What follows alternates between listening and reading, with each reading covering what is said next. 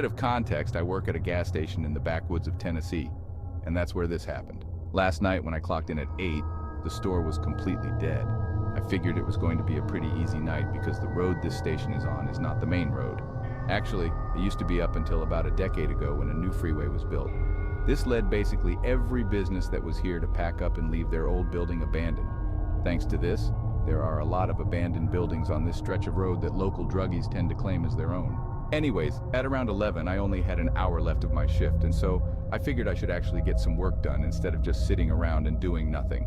I'm 18, and so I work the shift alone, which is nice because it means I can do pretty much whatever I want. This is normally pretty great because I can do whatever I want so long as I get what I need to get done finished.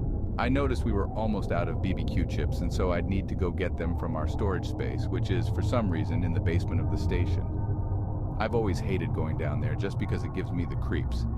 Why the owner decided to store everything down there is beyond my comprehension. I got about halfway down the steps before something fell on the other side of the room, and it sounded like footsteps were coming my way. I sprinted up the stairs and locked the door to the basement, panicking like a madman the entire time. When I got back upstairs, I went behind the counter to the store computer so I could check the security cameras. I flicked over to the one that looks into the basement, and there was this guy just standing there smiling up into the camera.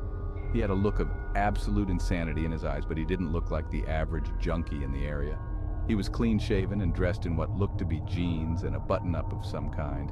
Honestly, if he'd walked into the store, I wouldn't have batted an eye, but because he was down there and because he was just looking into the camera smiling, it shook me to my core. I called the store owner, and at first he was pretty mad I called him in the middle of the night. But once he heard how freaked out I was, his tone changed. He told me he'd be there in 15 minutes and just to lock the main door to the store and make sure the man didn't go anywhere. I asked if I should call the police, but for some reason, he didn't want me to do that just yet.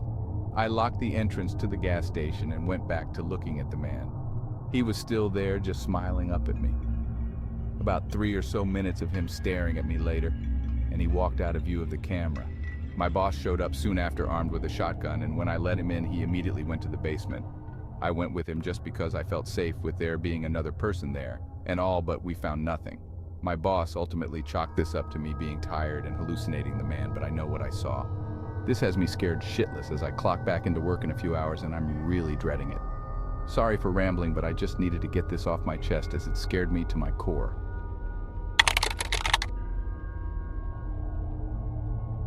This happened a few days ago, but I still feel creeped out if I think about it.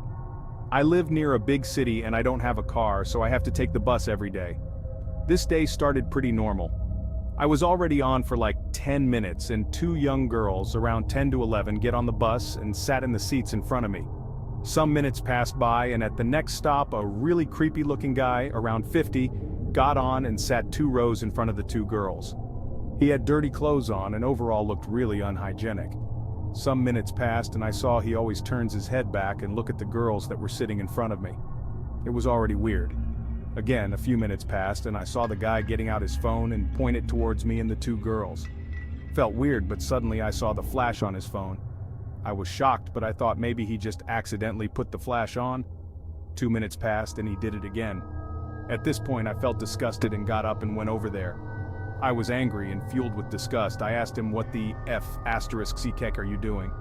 He asked back, "What do I mean?" I screamed at him in the middle of the bus, "Delete the pictures you took of the girls." He started to smile, but in a really creepy way. He looked at me and told me he did take a photo, but not of the girls. That was the moment the realization happened. The guy took photos of me. I was shocked and felt creeped out.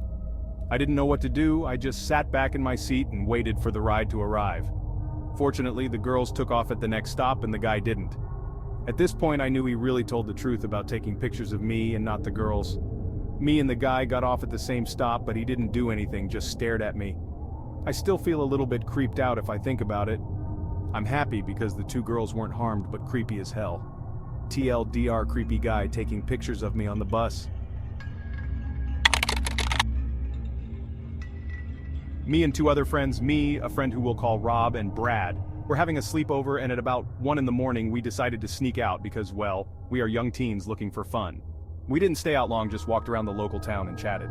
We start heading back, already cautious since it was late and we had no idea who was about. until we passed a shop exiting a T-junction towards a local street leading to the house in complete darkness due to streetlights turning off at 1 in the morning.